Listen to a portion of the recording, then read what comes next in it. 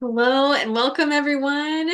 Welcome to the 100th episode of Talk Openly. My name's Jack, and I'm here with my excellent friend Daniel. We're coming to you from Lions Roar Dharma Center in Sacramento, California, and also in Washington because the Dharma is spreading. So we are just so happy to be with you tonight. And Daniel, how are you feeling? I'm stoked. I'm so excited. I'm actually a little bit nervous. Me too. I don't know why. And you know what's funny? So I looked on our Podbean website tonight, and turns out this is technically episode 101. I didn't want to say anything, Jack. I didn't want to be that guy. But I actually thought that's kind of cool because it's like, okay, we got through 100 and now we're starting another round of Okay. 100. I actually think that's something to celebrate for sure. Yeah, maybe we should actually wait until we get to 108. So it's Oh like, no. yeah, yeah. Oh, dang Well, it. this is like preparation for episode 108. Okay, perfect. Excellent. Well, Daniel, we're going to be talking a little bit about some of our, favorite moments in the time that we've had over the last year and a half. We're also going to do a Lojong slogan as usual. And then tonight we're going to be responding to some audience member questions, some things that people posed to us over the last week. And so I think it's gonna be really fun because I early on when we started doing the show, we requested audience member participation, and that was just so fun. It was really nice to be able to answer people's questions and kind of shoot from the hip, so to speak. So, Yeah, um, I love that. Looking forward to yeah, doing it again. Got some good yeah, questions. yeah, same here. So, my friend, tell me a little, what's been kind of sticking with you about the show over the last 100 episodes? Oh, well, on a I think kind of a personal note, I just want to say thank you, Jack. I This has been such a wonderful experience for me, and I one of the things that I enjoy the most is the deepening and blossoming of our friendship, and Yeah. I really value our time together. Not just the opportunity to study Dharma, talk about the Dharma, but to also sort of one of the things I really appreciate is the discussion around our practices, how Mm, things are going, the challenges that we're facing, and what we're doing with those, and how we set, oftentimes we'll set our intention moving forward into the week. I have found that to be incredibly helpful. And I was just thinking, like, man, where would I be without this show? Like mm, without your friendship, without, meeting on a regular basis to, keep these things front and center and commiserating and, mhm, all of that. I don't know. I think mhm, that there's something really incredibly beneficial, and I'm grateful to you. I'm grateful to Lions Roar, to Lama Jimpa for, getting this all set up. I'm so happy to be here, and yeah. I think that like I on a very personal level, I'm incredibly grateful, and I hope that we get to make it to, you know, 1,008 Me shows. too. Me too. I feel the same way, Daniel. Living up here in Washington, I moved right, second month of the pandemic. And I just figured that all of the online stuff would just continue forever, which in some ways it has. But Hmm. what was really anchoring me to the temple was the Wednesday night meditation group. But when that one went offline, um, I didn't have as much that was anchoring me to the temple. And um, Lama suggested this that like, can you get this started? This is something that he's been wanting, was kind of like a talk show type program. And so I'm so grateful that he offered this to me as a practice. Because yeah, it's kept me connected. Um, and our friendship, I'm just so grateful for. I really, yeah, I feel like I would in some ways be pretty lost. I mean, just given the amount of depression that I have Hmm. already, right? Yeah, It's like right, right. it would have been, I'm sure, I'm positive, 100% positive that it would be way worse. So I'm again, yeah, same, feeling Yeah. just extraordinarily grateful and happy. Um, and yeah, some of, oh yeah, go ahead. You were, No, you I was just gonna say, besides that, that part of the personal aspect, is it's been a lot of fun to do it, having to do a little bit of research to clarify my own understanding of things, as yeah, topics as we get into them. And just having to sort of think about things a little bit in advance and watch how it's playing out in my own life, has been incredibly helpful, right? Like this particular intersection of, Dharma and ordinary everyday life, right? yeah, It's been really fun to watch how the two really go together, yeah, yeah. and yeah, I don't know what topics we're going to cover in the future, but I imagine that it's going to be tons of, similarly interesting things, right? Like our series, we do like sometimes every now and then we'll do like a series. Hmm. Like I really enjoyed the series on the Paramitas, for example. Like that was really, really helpful to sort of like go through each one of them. What does this mean? Talk to you about it. Get your perspective on it. Yeah. Yeah, I also enjoyed the series that we've done. I particularly really appreciated the recent series we did on the six realms. Um, Yeah. yeah, and just Yeah. getting to know like all the different beings in those realms and feeling I just really felt so I felt my compassion rising as we were talking about each of those realms, it's like, oh, okay. I've really been there in some ways in this life, and then of course, in multiple millions of lives, and so that was really it sparked a lot of insight for me, I think. Yeah, I really enjoyed that as well. Some of Yeah. the shows sort of have jumped out at me. It's interesting upon reflection when I really look at it and I think about like, okay, what are the most sort of like popular shows and then which ones Oh, sort of meant the most to me. And I yeah, noticed that there's a difference. So for example, I didn't realize how important the interviews have been to me. me too. The different guests that we've had on the show and how like a lot of times they sort of like ring my bell and it keeps ringing for a long time after the interview.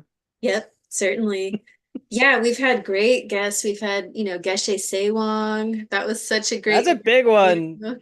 Such a big one. He really schooled us on what Lojong is, but in the most compassionate way, right? Will never And be then the same. right. And then we've had Marie Gillis on to Hmm. talk to us about Tonglen and That's her, right. years-long practice of Tonglen.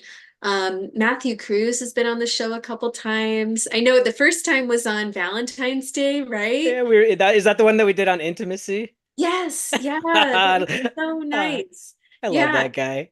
we've also had Judy Taylor on and with her practice of shamanism. And so, there's just Yeah. some really amazing people. Patty Marcotte, Oh my talking gosh. about difficult people. Connor McCann, he's, talked to us Yeah. about, yeah, all types of things. So really, we got to get people back on. I'm so excited for that. Our interviews really, same for me, have been very inspiring. That's Geshe awesome. Sewang stands out because he was a great guest, taught us a lot, and he's coming back. He's He is. here.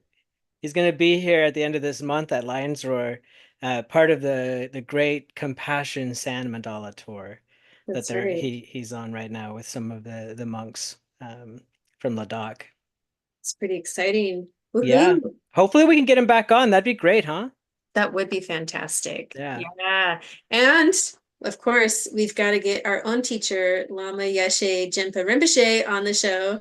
I know Tuesdays have been a difficult night because he also does the meditation group, but we're going to get him on here. I know we will. Everybody who's listening, if you have any influence with Lama Yeshijimpa, no, encourage him to come on the show. No, Yes, we'll definitely. I'm sure of it. We'll have him on the show and sometime within the next 100 episodes. I think so.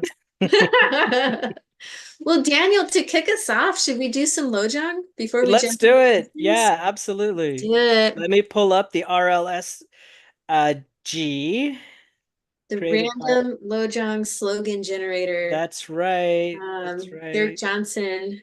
who was also a guest on the show, That's our first right. guest. Oh my gosh. Isn't that Dir- crazy? Dirk, if you're Um, listening, thank you for everything, including and especially for the random Lojong slogan generator, which we discovered is the only one of its kind in the entire universe. so cool. All right, I'm gonna push the big orange. I'm gonna push the big orange button. Great.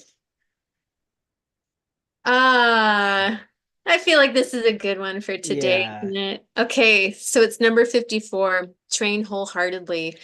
Charlie Kyebgyon, he's got a fantastic book that I've yet to get, but based off of our experience working with these slogans over the last 100 episodes, um, he is a master. So let's check it out.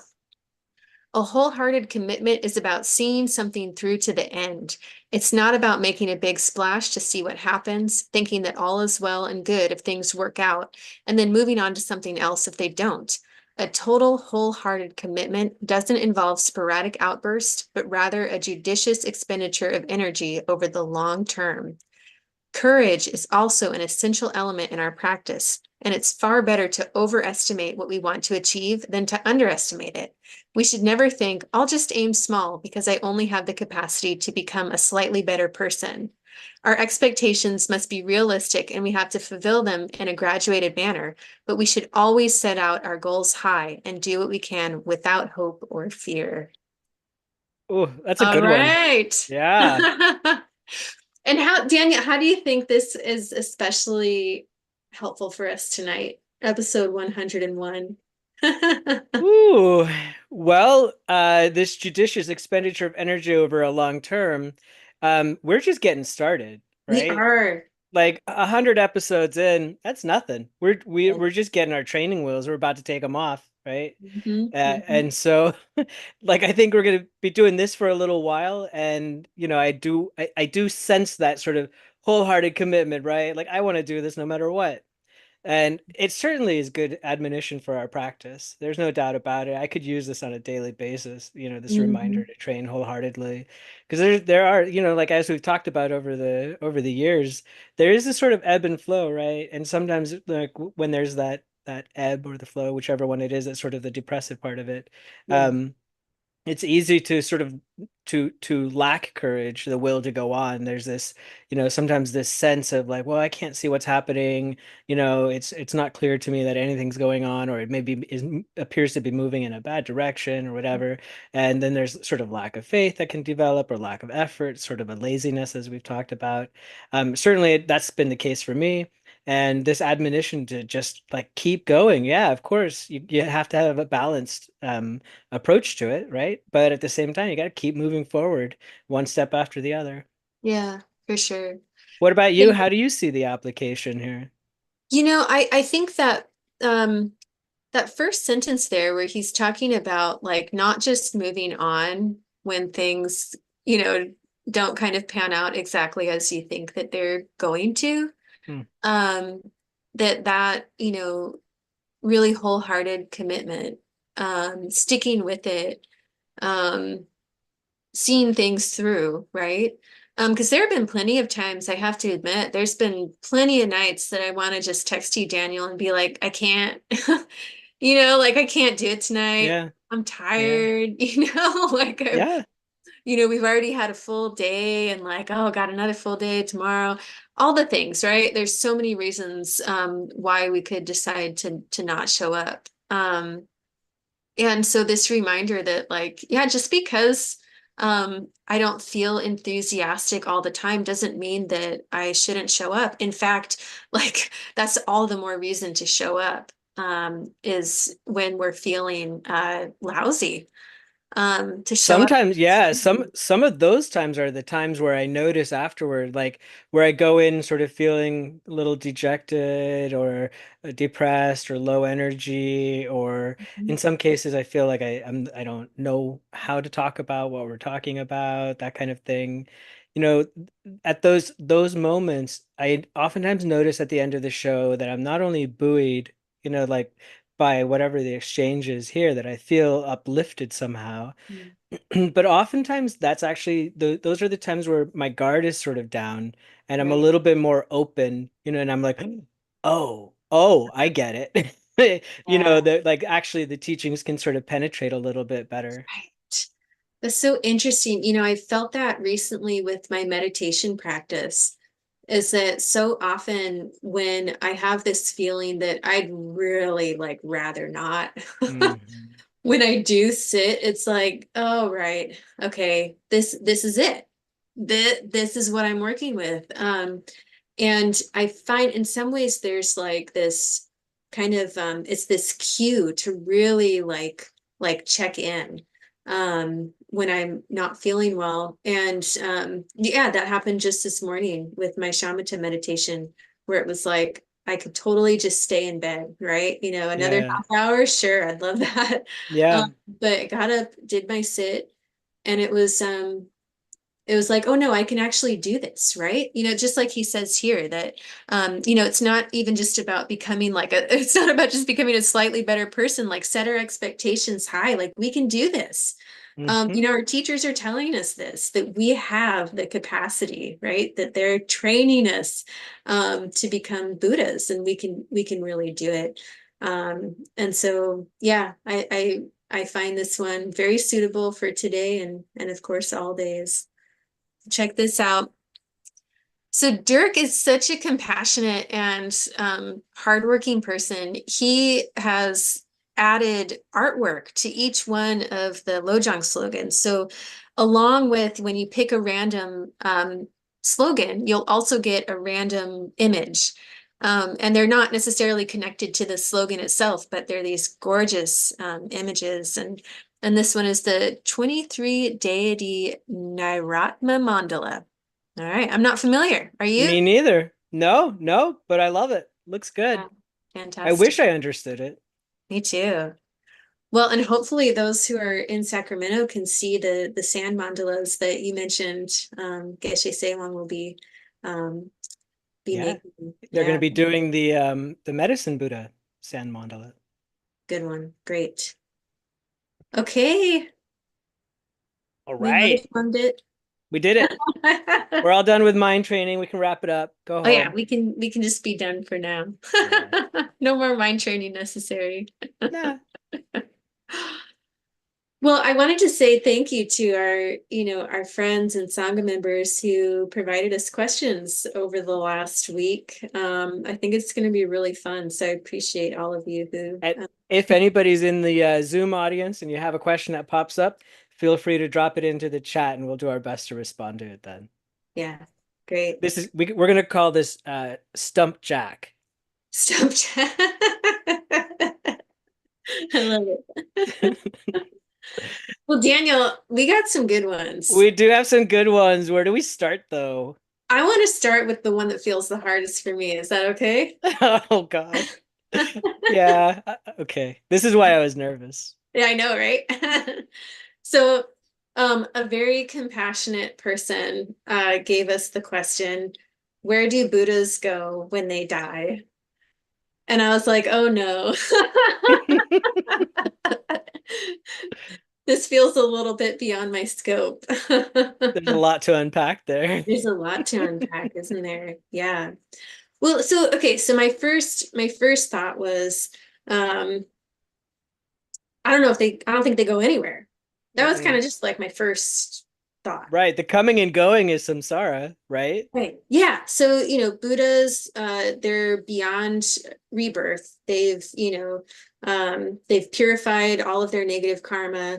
They don't have to be reborn. They're no longer under the control of, cyclic existence. And so they don't have to be reborn anywhere. Can they choose to go places?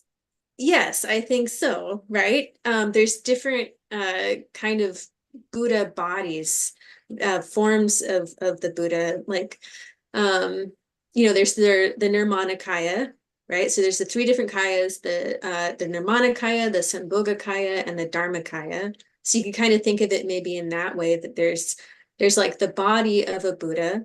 And so, like our historical Buddha, Shakyamuni Buddha, he died 2,500 years ago, right? So his body did what all of our bodies do. Um, and uh, and then there's the Sambhogakaya, right, which is a more like kind of bliss body, like energy body. And that's maybe kind of like the different realms, perhaps, or like the Buddha fields. Hmm. So I imagine maybe that's some place where a Buddha could be right now, right? And then there's the Dharmakaya, which is like the wisdom, like pure kind of wisdom kaya. So there's all these different ways that I think a Buddha can and does manifest. That Um, sounds like the Trinity for Buddhism. yeah. Yeah, it does, huh? But I'm curious, like what do you think? Is that I don't have like a clear answer. Those are just kind of my initial ruminations. Right. Well, if they're in the natural state, right, then they remain in the natural state, never departed from the natural state. Then the comings and the goings, since they're not samsaric, are maybe thought of as like skillful means, right? Like taking Yeah. form in order to teach or Yeah. benefit beings. Yeah, and they can like manifest in all different And ways. not necessarily, it doesn't have to be like a one-to-one relationship, Say right? more. I don't think so anyway. I mean, they don't have to manifest in a single body, right? In a single I realm. see what you're saying. Yeah. Yeah. Okay. I Well, don't know. I'm not. no, That's no, why I was nervous to take this question. totally. Um, well, and Thich Nhat Hanh has some really beautiful poems about like his own death. Um, and I don't know if he's a Buddha, I think he's certainly a bodhisattva. But one poem that I just find remarkable is when he's saying basically like, don't be sad. I'm in the leaves, I'm in the clouds, I'm everywhere basically. Yeah. And I wonder if that's also uh, where a Buddha goes. It's just everywhere. If Yeah. we're, if we're open to it, if we can, Everywhere, nowhere. right. Yeah. Yeah. I don't know, man. I I don't I really know. don't.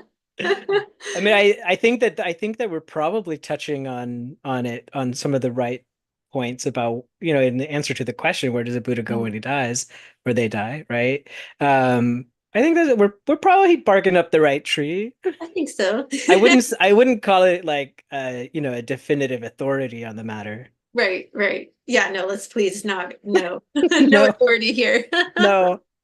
Well, and if anyone too, if you're like listening to this conversation, you're like, I have an idea, please let us know. We'll kind of we'll share it out loud for you. Yeah, Yeah, help us answer the question, where do Buddhas go when they die? yeah, yeah, good. What's one that you got? I'm curious. Well, Throw there was one that showed up multiple times that I think that we should probably just go ahead and bite it off right up at the forefront. Mhm. So this came at least three different ways, if not more, from different people. So a good friend shared this quote by Pema Chodron, says, embarking on this spiritual journey is like getting into a very small boat and setting out on the ocean to search for unknown lands. With wholehearted practice comes inspiration, but sooner or later we also encounter fear. And the question that showed up was, do you like where do we encounter fear in the journey and how do we deal with it? I know we Mm, had a whole episode on this and we've mhm, discussed it in different ways along the way, but just now, what's your sense around fear in practice? mm, And I'll add on while you're thinking about that. yeah. One way that this was phrased, which I thought was really kind of fun, was if you were the turtle coming up for air each eon, would you be happy or terrified that a golden ring was around your neck? That's such a good question. Yeah. I know that poor turtle. Uh, who knows? I mean, I feel I am the poor turtle, right? Because I'm born in a precious human body. Yeah, And so I think I'm yeah. terrified actually. Like I feel like this sucks.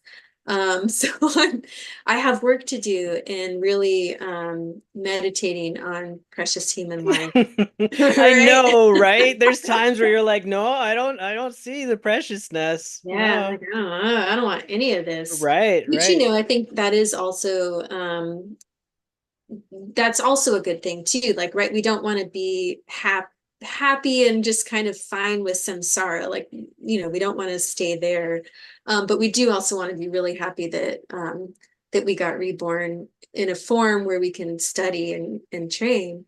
Um, I think fears that I have are a lot around inadequacies. They're all my just regular samsaric fears that I have in my everyday life that show up Yeah. in my training. Um, Feeling not very intelligent, feeling like I'm not really thinking about the right questions, like I'm not smart enough to even know what questions to like ask my teacher, that kind of thing. Yeah. Um, yeah, so just the same old fears. They're very, very much based in the eight worldly concerns, you know. Yeah. Yeah. Um, like I'm really attached to pleasure. That's one thing on my path. I've talked about it a number of times on the show that, in some ways, how I came to the Dharma was I really wanted to experience bliss and like a psychedelic experience, but through spirituality, right? And so Yeah. approaching the Same. Dharma, right? Yeah, really wanting to kind of squeeze pleasure out of spiritual practice. So I'm fearful about that not happening. Hmm. I'm fearful about, um, yeah, about my reputation. Like a lot of times when we do the show, I'll like think about it later and be like, oh God, why did I say that? You know, a little bit cringy, right? Like, 'cause, Yeah. I'm thinking about praise, like wanting praise and so it's all the same things, those fears that come up. But then of course, like kind of the ultimate fear, fear of death. Uh I'm thinking of if I'm really doing my training right, I am thinking about death every day, about my death every day, and getting familiar with that reality. Um, and I am fearful about like, gosh, am I going to be able to show up when that happens? Like, am I going to be mindful? Am I going to be present? Am I going to let the same fears wash over me? Um, so yeah, it's all about like inadequacies, I suppose. Um, how about you? Where does fear come up for you?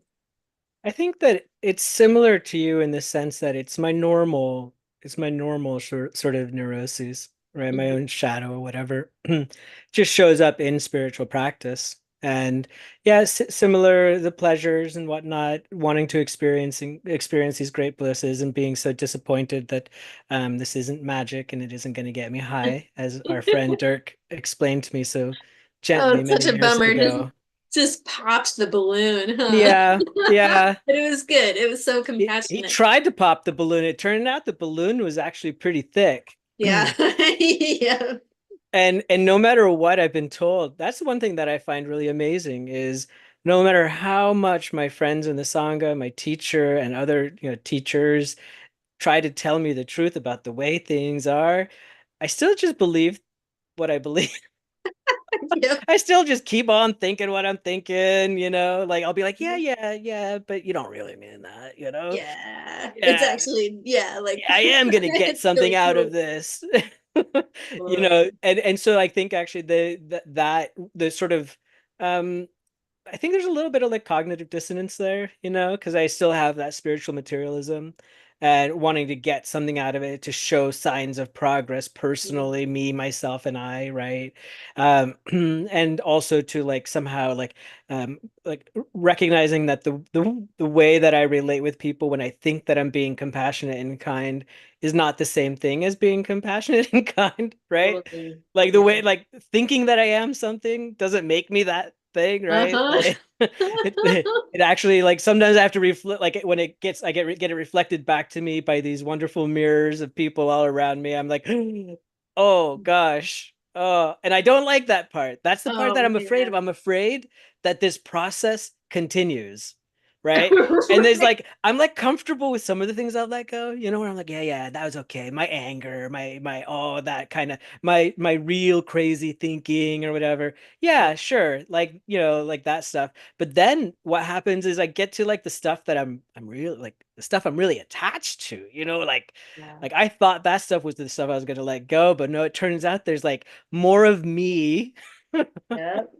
And that's really tender stuff too. That's kind of Oh, like the oh, icky kind of like the thingy, right? That Lama talked about a while back that Choyam Trungpa Rinpoche, gave this talk about this nasty thingy that's dangling from us, and we just kind of treasure it, right? This disgusting kind of thing. And yeah, I think I have my thingies, right? yeah. And it's especially like um the ways that I really treasure myself. Yeah.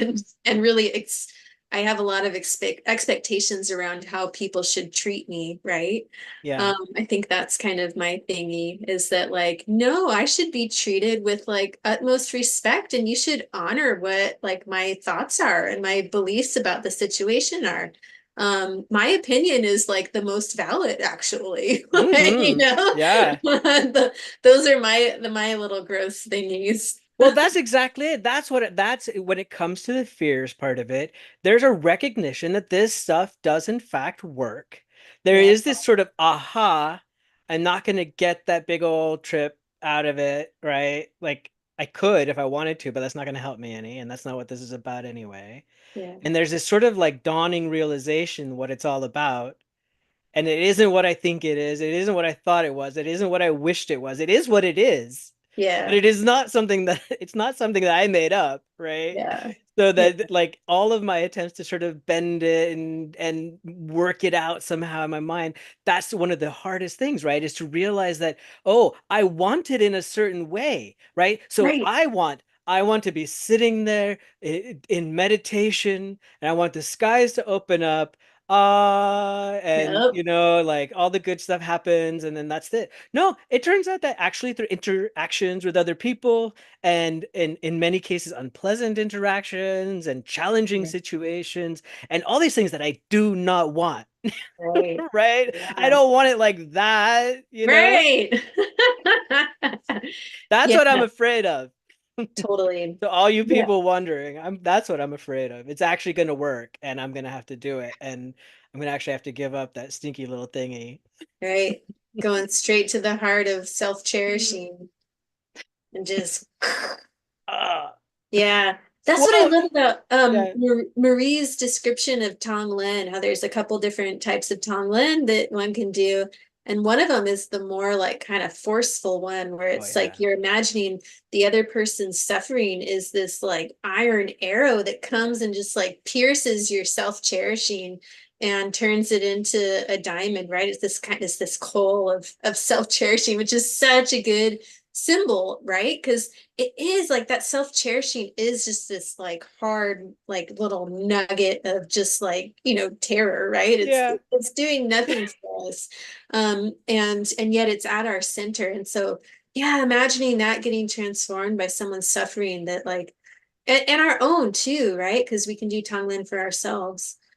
So yeah, allowing the suffering of the world and ourselves to break through that self-cherishing. um Yeah, I know that it's the way. And I also, yeah, like you said, I resist it. I Man, resist. this turtle's been hanging around for eons in the bottom of the ocean and not quite Chilling, ready. right? Not quite ready. I don't know. The ring and the sun and the air, it's too, oh, sometimes it's too much. Yeah, yeah, for sure. I know, because sometimes you just, you know what you know, right? And That's it's a right. little more comfortable, even if it's misery. Right. Oh, totally. 100%. Yeah. Yeah, Better yeah, the misery we know than the transformation that we don't know. right. Ah, all right. Let's check out another one. So, I like this one. I think I've been thinking about this one for many years now, but if I'm not trying to be a monk or a yogi, how does this help? Why should I study and meditate if I'm just a normal working American? If you're a normal working American, that's probably all the reason you need. I know, right? I was gonna say, yeah, like are you happy? Are you happy being a Yeah. normal working American? Right. How's that Um, going for you? right, yeah, good Yeah, question. no, it's a great question. I remember I really used to enjoy a podcast called I think it's called Secular Buddhism by Noah Rasheta. I think that's how it goes. Mm, Some really good work by him. And at the outset of his show, I remember him saying like, the purpose of this show is not to make you a Buddhist or to make you a better Buddhist or whatever. It's to help you be a better whatever you are mm, and I really like that. That resonated with me, and I feel like that's the case here, right? Seeing things clearly and clearing up our delusional state of mind can be nothing but beneficial. There's no harm in any of this. yeah, right. Yeah. Yeah, that secular ethics that that Buddhism can really kind of provide for us. The Dalai Lama himself has said, you know, that that secular ethics it can be a practice, right? That you don't have to necessarily believe in rebirth, right? To live a really ethical life. And I think, you know, what's so important about this training in ethics is that we can actually feel the transformation happening, you know, as we're practicing these things. Like being considerate around you know, not killing bugs, right? Right. I used to just kill spiders, you know, and other little bugs because I didn't want them in my house. And the way that that's really changed my mind and opened my heart, right? Even just those little things, being considerate about like, am I really telling the truth right now? You know, am I really being honest? Or are there ways that I'm kind of trying to like naggle my way out of this by not being very honest? And so it's an ethical framework that really has incredible effects on one's life. Um, Right. even if you don't decide to take like vows necessarily, right? Um, Right. Plus, if you're living an ethical, even if it's the secular ethics that we're talking about here, if you're doing that right, you're better than 99% of the people out there anyway. So you get to like be a better person. You get attached to that. be better than everyone. You It's can be just like better than the American everyone. way, That's the right? promise. Yeah, exactly. Well, Just kidding. and Just kidding. that is, you know, that is the funny thing though, right? Is that when we do you know, live an ethical life, is that our experience in some ways is harder, right? Because we, you know, we can't use the same old kind of manipulations, right? That we Yeah. used to use.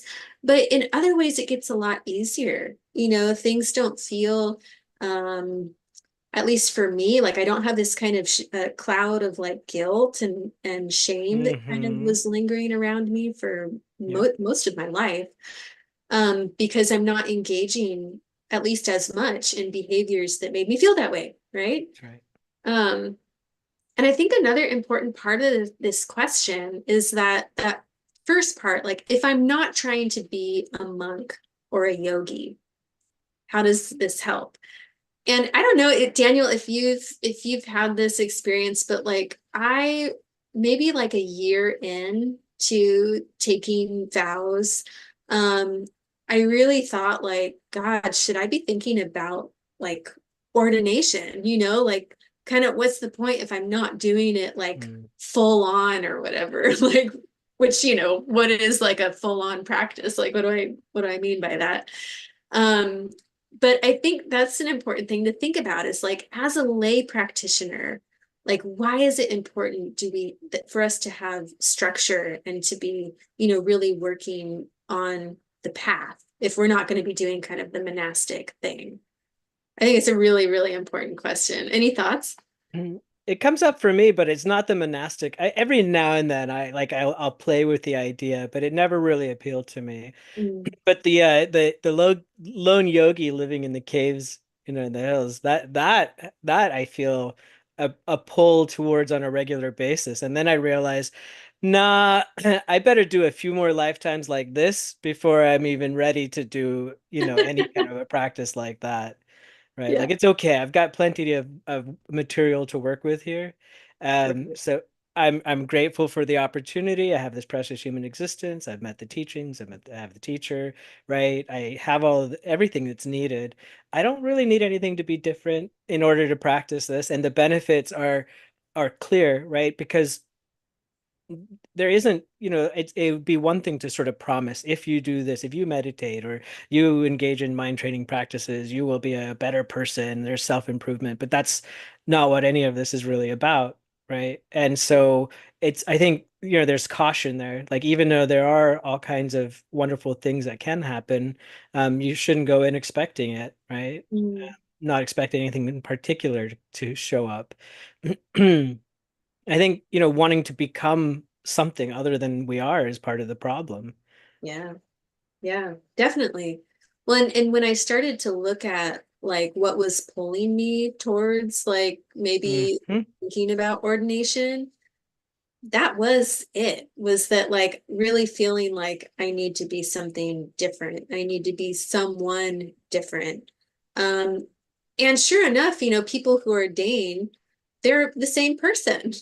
They've just ordained, right? Yeah. Um, and so we can't escape ourselves, right? We're gonna be No, that's the thing, the Jack, right? Like either we want to escape ourselves or we want to escape others, right? And yeah, we wouldn't want to escape intrapersonally or interpersonally or anything if things were going well, right? yeah, If right. everything was hunky dory with our American lifestyle, working person, whatever thing, then we wouldn't be looking for any type of transformation. We'd just be happy with the way it is. Yeah, right. Well, and our lifestyle as lay practitioners too, like there's so many reasons why it's important that there are lay practitioners, like how we support monastic communities, how we keep them going, and then also just practicing in our own lives, right livelihood, right, that this is such that's such the core part of layperson practice, is like we're engaging with our world in ways that progress our teachers' teachings. Right, we're trying Yeah, to that's make right. that Shambhala vision come true, and so we can do this in the activities that we're doing in our everyday layperson lives. That's right. It Right. reminds me, what you just said reminds me of something Lama told me when I was asking him, how do I teach like my kids and my family and my friends, and how do I want them so bad to benefit from this? And he quoted a saint, I forget which saint it was now, but it went something like this: at all times preach the gospel, and as a last resort, use words. Right? Mm-hmm. And so in that sense, you could be, if we're living in harmony with the Dharma, right? If we're engaging in this mind training, if we're cultivating bodhicitta, right? If we're striving to be bodhisattvas, the benefits in in our community, our society, right? It'll go out like a wave, right? Like there's that initial sort of ding on ourself, right? And then it keeps broadcasting like a bell. Yeah, yeah. We can do this. We are doing it. We're doing it. Got to keep We're doing it. going. Yeah. Yeah. Yeah. What's next? What you got? Oh, I have one from a good friend of mine. um, who said, da, da, da, where is it? Are you aware of any resources, local or online, that an aspiring student could use when looking for potential gurus or teachers? Hmm, that's a really good question. Um, I don't have anything. I don't know of like a, clearinghouse kind of where you can look up teachers, but I mean the internet, right, is we have this incredible resource where we can just start to learn from all these different teachers. And I think I found Lama Jinpa just by looking up, Dharma centers, or really actually just meditation group. I wanted to join a meditation Yeah. group. So that's what I looked up, and then, got wrapped up in the temple, and became Lama's student. Um, but I think Lama really encourages people to shop around, so to Yeah. speak, to not just kind of you know, join something because it's there, right? To really feel like there's a connection, um, and that person is ethical, and you want to be their student. So I think it's totally fine to, like, explore a little bit, right? Like on YouTube, there's so many, rabbit holes that you can go down and learning the Dharma from teachers from all over the world. And so I think it's okay and actually really healthy to give it some time, and to meditate on those things. But I don't know if you found something specific. I'm certainly curious. No, my own experience was not was I'm gonna say coincidental. I'm not sure it is, but like I wasn't actually looking that I know of for a Right. teacher, right? I didn't specifically intentionally say like, oh yeah, I need a teacher. In Mm, fact, I it took me a long time. I had to watch, I had to observe. I had to in our case, I had to watch not just our teacher, but our teacher's students. me It too. was actually watching the teacher students that made me warm up to it all a lot more, right? Where I began to see, oh, these people, I can see how they're benefiting from this relationship. Yeah. I want some of that. How do I get involved in something like that, right? And then meeting with Lama Jinpa and having those darshans, the one-on-ones, incredibly important in terms of creating a really warm connection there. Right. And Yeah. super grateful for it. But in terms of shopping, I think what you said is right. I think it's sort of all about your intention, right? My intention was to improve my life through meditation and to be part Mhm. of a meditation community. That's how I started. Sounds like you kind of started the same way. Yeah. And there are many, many, many meditation communities, right? There's all kinds of different, lineage teachings and teachers, both online and in person. Right. And Hmm. heck, man, I don't think that people should even be limited to only Buddha Dharma. I mean, if that's what appeals to you and that seems to work and it makes sense, then go for it. But Yeah. each person is going to find their own path to their own destination. Yeah, for sure. Well, yeah, I've been reading Nagarjuna's text, and it has a commentary by Jay Garfield, who's this really incredible scholar of Tibetan Buddhism, and he brings in a lot of other philosophers. And so I've been kind of going down that path of like I'm going to look at some of these other philosophies, and get to know uh, some Dharma concepts, but from a different angle. So that's been really interesting too. I like what you said there about, like it's okay if it's not just Buddhism. Like, shop around, learn, grow your mind, right? Right. And then so as they say, when the student is ready, the teacher will appear, right? Yeah, I, yeah. I'm not sure how to interpret that. It's just a popular cliche. I do like that. Yeah, yeah. Yeah, I like that And too. I didn't think I was ready, but I guess I guess I was. Yeah. Because the teacher appeared for me. Well, one of our friends on Zoom suggested a good resource was Tricycle Magazine. Great. Yeah. Yeah. Yeah, that is a wonderful one. They also do these really sweet daily Dharma emails that you can sign up for. They're free. Oh, They'll send you a quote every morning, a little Dharma quote. It's just kind of nice to get you started for the day. oh, that's fantastic. Yeah. Yeah. By the way, it looks like the chat might be disabled, but if you do want to use the question and answer portion of the webinar, you can go Oh, for great. it. Okay, cool. Yeah. All right, give us another one. Great. Let's see. This is such a good one. How does one keep their family and friends from being alienated by one's Buddhist path and devotion? Stop talking about it. You can go that route. Yeah, yeah. You certainly. And there is an element of truth to that. I think that's been kind of important in my experience. Is that I can be a little bit like evangelical about Mhm. things given my upbringing. Like I kind of feel like if I'm not talking about um my religion or my faith, then I'm somehow failing it, Yeah. you know?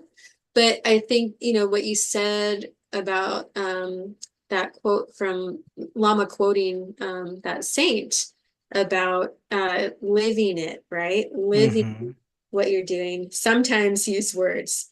And that is actually so much better of a way of sharing the Dharma. Because Absolutely, without a doubt.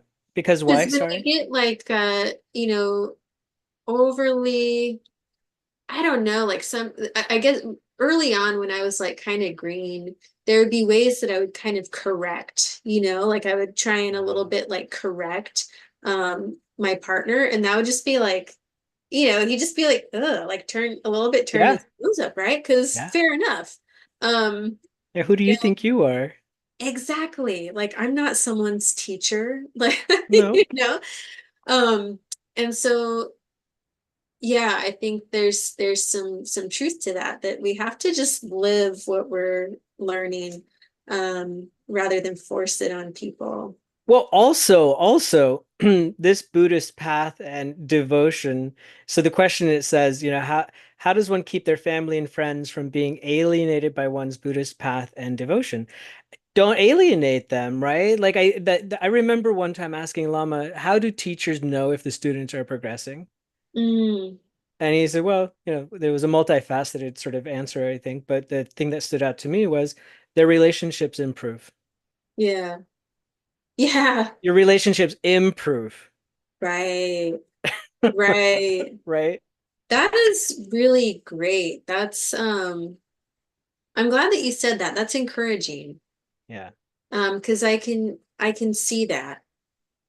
Um, And I promise from my own experience with my kids, with my spouse, um, my feeble attempts at interpreting problems and trying to come up with solutions through a Dharma lens are they're they're mistaken, and they definitely are divisive, cause anger, animosity, yeah. and resentment towards Buddhism and the Dharma, and Yeah, we don't want that. skepticism and doubt about the teacher and the teachings and all of that stuff because of, at least in my case, very feeble attempts at trying to sort of do something with this, right? Yeah. I'm trying to like I'm just doing my same old shit, right? Like it's just Right. still just Right. me, but I'm like got this new thing. I'm like, oh, let's put a Buddhist Yeah. spin on this. But no, Yeah. that's not helpful. Yeah, for sure.